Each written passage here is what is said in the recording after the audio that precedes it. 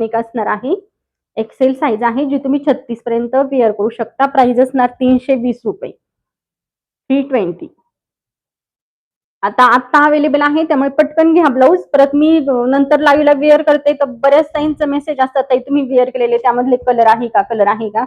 तर एखादा ब्लाऊज फक्त मी माझ्यासाठी ठेवत असते, त्यामध्ये नंतर कलर राहत नाही. त्यामुळे हवे असतील पटकन बुकिंग करा.